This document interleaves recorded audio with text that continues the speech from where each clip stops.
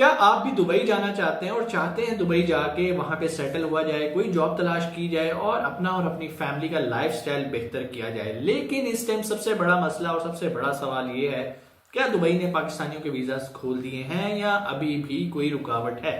इन सारे सवालात का जवाब इंशाल्लाह आपको आज की वीडियो में मिलेगा। वीडियो पूरी देख लेंगे तो आपका ही फायदा होगा। इस पे हमने लास्ट वीक भी वीडियो बनाई थी और ये भी सेकंड वीडियो आ रही है। जो इस टाइम करंट सिचुएशन चल रही है मैं उसकी सारी सिचुएशन आपके सामने रखूंगा।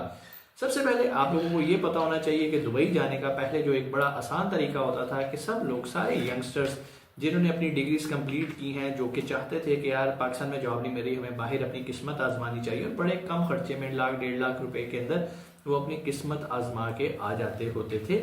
लेकिन अब वो रास्ता तकरीबन नामुमकिन हो चुका है, क्योंकि पाकिस्तान में रहते हुए अगर आप विजिट वीजा अप्लाई करें तो दुबई गवर्नमेंट इस टाइम आपको वीजा नहीं दे रही।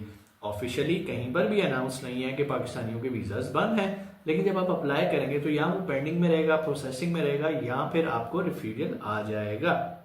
इसी वजह से जब भी कोई इस तरह की प्रॉब्लम्स आते हैं तो मार्केट के अंदर फ्रॉड स्कैम्स भी शुरू हो जाते हैं। सबसे बड़ा फ्रॉड और स्कैम इस टाइम जो चल रहा है, भाईजान तानू डान बेस से वीजा लवा देने हैं, भाईजान इतने लाख लगन के वीजा लवा देने हैं, तो भाईजान थोड़ा सा केयरफुल रहना है, एहतियात करनी है। हाँ, अब अगर आप विजिट वीजा पे दुबई जाना चाहते हैं तो उसका बड़ा आसान तरीका है, और बड़ा आसान तरीका ये है कि भाईजान आप अपना ना फैमिली वीजा अप्लाई करें। ठीक है, अब जब मैं फैमिली वीजा की बात करता हूँ तो यहाँ पर बहुत सारे लोगों को प्रॉब्लम आती है, क्योंकि फैमिली में ज्यादातर जो कंसिडर किया जाता है वो ये है कि आप अपनी वाइफ के साथ जा सकते हैं, कोई ना कोई साथ लेडीज हो तो आप अप्लाई कर सकते हैं, आप अपनी मदर के साथ भी अप्लाई कर सकते हैं। लेकिन वो काम जो पहले 1,00,000, 1.5 लाख, 2 लाख के अंदर होता था, वही 4 से 5 लाख में आपको पड़ जाएगा, क्योंकि जाहिर बात है 2 लोग जाएंगे, उनके रहने का खर्चा, खाने पीने का खर्चा, वीजा कॉस्ट, टिकट डबल हो गई, तो ये सारे काम डबल हो गए हैं। लेकिन अभी भी बहुत सारे लोग ये रास्ता इसलिए अपनाते हैं, और ये वो लोग करते हैं जिनके पास कुछ पैसे होते हैं और वो चाहते हैं कि सर हमारे पास 2 साल का दुबई का वीजा आ जाए।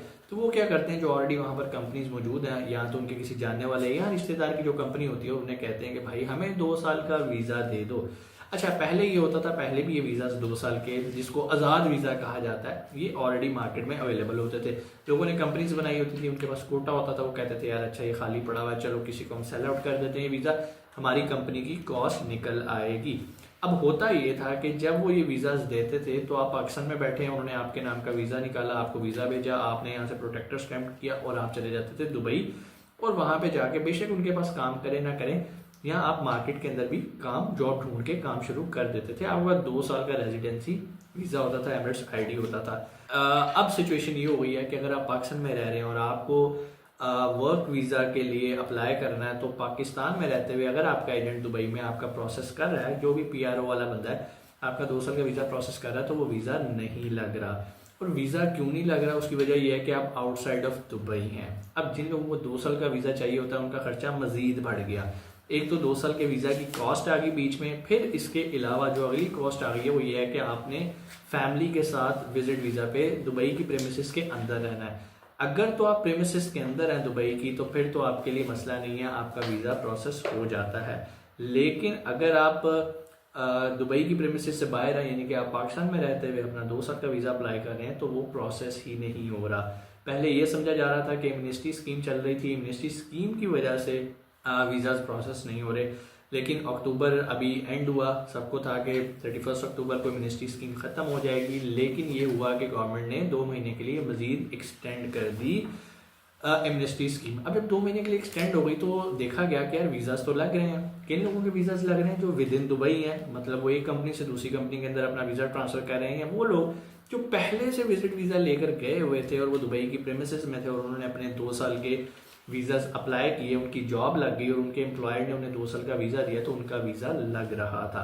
लेकिन वो लोग जो पाकिस्तान में थे और उन्होंने कहीं जॉब अप्लाई की हुई थी, उनका ऑफर लेटर भी आ गया, उनकी जॉब लेटर भी आ गया, सब कुछ हो गया, लेकिन जब उन्होंने वीजा अप्लाई कर रहे हैं तो वो इस वजह से वीजा नहीं हो पा रहा। ऑफिशियली कहीं नहीं लिखा कि आप पाकिस्तान में बैठे इसलिए आपका वीजा नहीं लग रहा, बट जो प्रैक्टिकल करके वहाँ के जितने एजेंट ज़्यादा हैं, पीआरओ के एजेंट्स हैं, उन लोगों ने कहा कि भाई हमारा एक्सपीरियंस ये कह रहा है कि अभी तक हमने जितने वीजाज प्रोसेस किए हैं उसमें जो लोग तो दुबई की प्रेमिसेस में मौजूद थे उनका 2 साल का वर्क वीजा निकल रहा है, और जो लोग यहाँ मौजूद नहीं है उनका नहीं लग रहा।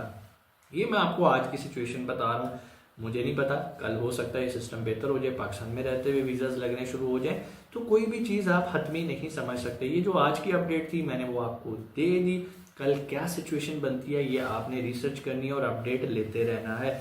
हमारे चैनल पे भी आपको अपडेट्स मिलती रहती हैं, लेकिन उसके लिए ज़रूरी है कि आपने चैनल को सब्सक्राइब किया हो।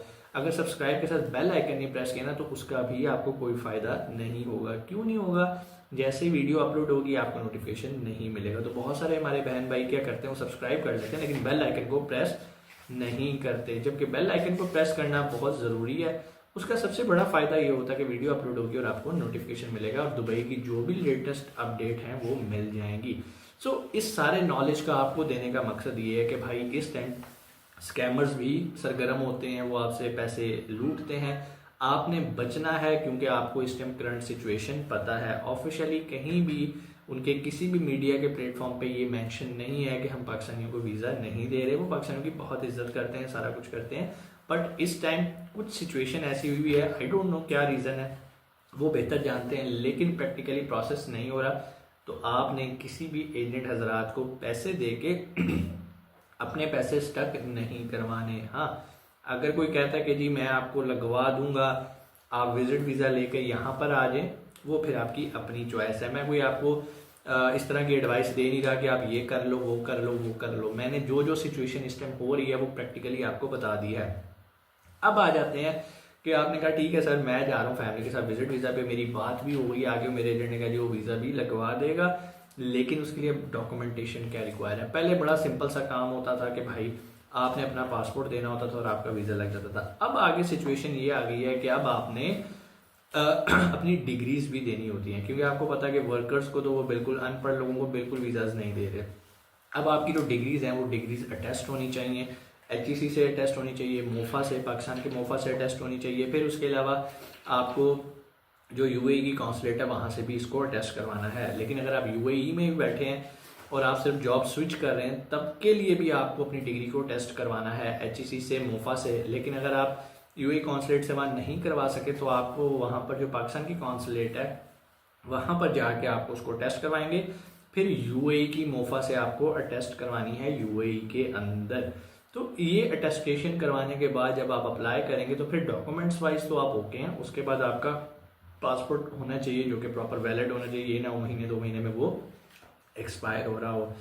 और ये डॉक्यूमेंट्स अगर आपके पास पूरे हैं, आपका एजेंट कह रहा है कि भाई, यहाँ आपके कोई चाचू मामू वहाँ पर हैं जिनकी अपनी कंपनी है, वो कह रहे हैं कि भाई मैं तुम्हें वीज़ा निकलवा दूंगा, एक बार विजिट वीज़ा लेकर आ जाओ।